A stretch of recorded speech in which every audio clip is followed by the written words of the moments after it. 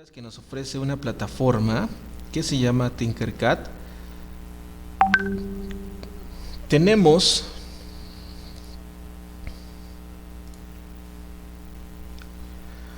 buenas tardes. Vamos a estudiar esta vez una plataforma que se llama Tinkercad. Y en esta plataforma tenemos distintos segmentos, los cuales los vamos a estudiar a través de este curso. Cabe mencionar que esta plataforma es gratuita, no hay ningún problema para darse de alta realmente, cualquier persona lo puede hacer, ya sea en el sentido como docente o como alumno. Este programa nos va a servir de manera general para dos cosas: para diseñar objetos en 3D y para estudiar circuitos. Aparte de que tiene otros beneficios, y uno de ellos es la programación, y asimismo también tiene clases que nos pueden ayudar para el aprendizaje en el área de las ciencias y la tecnología. Entonces vamos a ir a la parte, al segundo elemento en la parte izquierda de nuestro menú, que se llama circuitos. Inmediatamente, si nosotros ya hicimos algún circuito en esta plataforma, lo va a guardar. Por eso ya tenemos nuestro usuario. En mi caso, bueno, pues es Gustavo. Para crear un nuevo circuito, nos vamos a ir a crear nuevo circuito en botón verde y esperamos a que cargue. Nos va a abrir una nueva ventana y de manera general en la ventana, en la parte derecha, vamos a encontrar los elementos que podemos utilizar en esta plataforma. Estos elementos son elementos básicos. Nosotros podemos también observar elementos más complejos. Si yo le doy aquí donde dice componentes, todos, entonces aquí observo todos los componentes que yo puedo utilizar en esta plataforma. Observamos, por ejemplo, que tenemos ciertos sensores ultrasónicos, sensores de temperatura, unos matriciales, deep switch, diodos, bombilla, entre otras cosas, ¿sale? También vemos aquí las fuentes de directas de 9 voltios, de 1,5 o 3 voltios. Incluso aquí vemos que ya aparece una pila de una papa, ¿no? Que fue muy famosa en muchos experimentos que han realizado y han compartido a través de las redes. Entonces, en este caso solamente vamos a realizar 3 prácticas. Primero, conectar un LED. Después, conectar un LED en forma de serie, y posteriormente conectar un LED en forma de paralelo. Primeramente, para conectar un LED nosotros pues necesitamos un LED. Lo voy a buscar aquí en mis elementos, le voy a poner básico para no tener tantas opciones, y aquí me aparece el LED. Le voy a dar clic izquierdo y lo arrastro hacia la plataforma en donde yo voy a hacer mi práctica. Voy a poner el nombre, le vamos a poner LED 1. ¿Qué color quiero utilizar? Bueno, yo puedo seleccionar el color que quiera. Vamos a empezar con el verde. Una vez que ya seleccioné el LED que yo quiero, le voy a dar un clic en la parte externa de esta ventana en color azul. Le doy clic y entonces así acepto que yo ya le di las características que quiero a este dispositivo. Asimismo, podemos observar en este dispositivo que tenemos dos patitas, por así decirlo. La primera del lado izquierdo es cátodo y la segunda es ánodo. Recordamos que un LED tiene un sentido con respecto a los electrones que van a pasar por él. Entonces, uno tiene que ser positivo y uno tiene que ser negativo. El ánodo es la parte en donde entra el positivo y el cátodo es donde entra el negativo. También recordamos que para prender un LED vamos a necesitar una resistencia. Y bueno, ¿por qué necesitamos una resistencia? La resistencia es la que va a inhibir o va a controlar todo el trayecto o la potencia que tienen la corriente que va a pasar por el mismo LED. En este caso serían los electrones. ¿Sale? Entonces, una vez que seleccione aquí la resistencia, yo le voy a poner el nombre. Vamos a conocerlo como resistor. Incluso se puede conocer como resistencia o como resistor.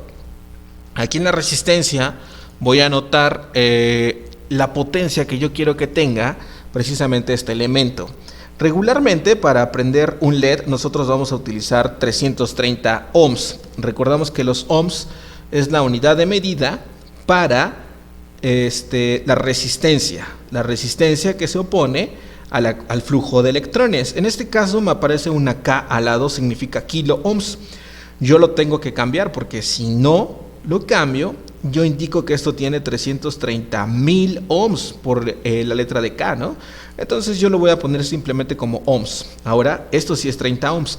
Y fíjense que cada vez que yo cambio aquí los parámetros, en esta parte de la resistencia, visualmente observamos que los colores están cambiando.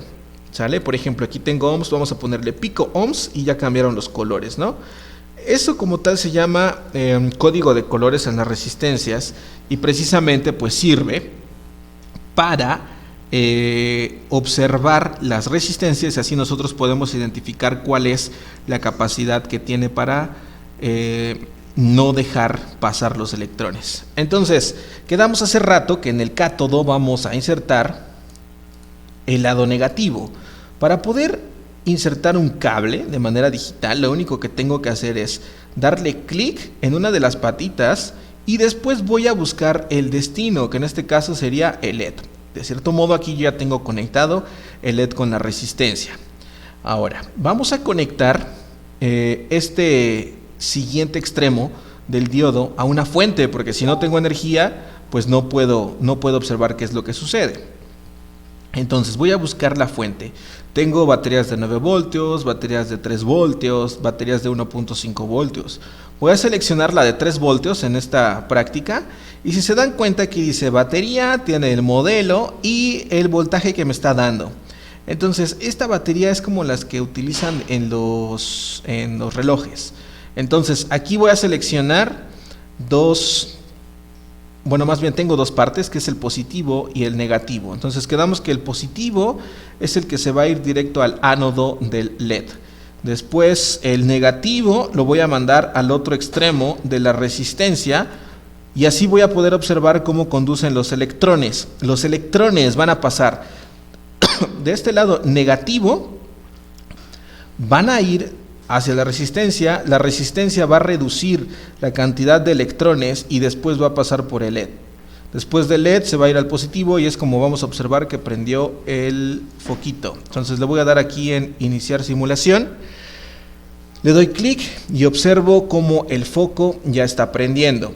Si yo no hubiera puesto ninguna resistencia, el exceso de electrones llegaría aquí al LED y entonces pues terminaría por dejar de funcionar precisamente porque entraría en un corto.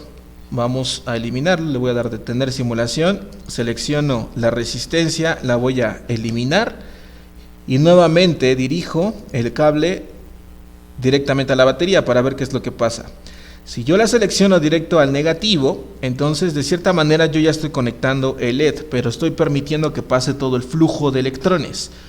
Cuando le dé aquí en iniciar simulación, voy a observar que aparece un aviso en donde me dice que la corriente que los electrones regularmente ocupan es de 61.9 miliamperes. Más bien que la corriente que está pasando en este circuito es de 61.9.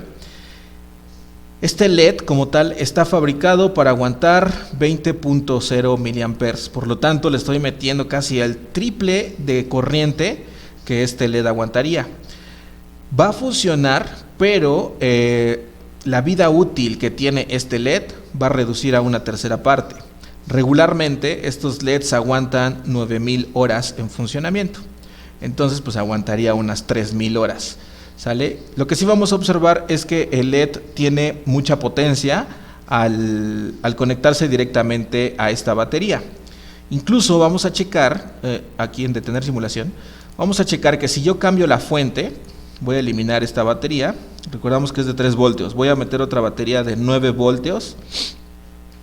Si yo conecto directamente el LED a la batería de 9 voltios, lo que voy a hacer es que voy a exceder la cantidad de resistencia que tiene el mismo LED, por lo tanto va a entrar en corto y pues ya no va a funcionar posteriormente.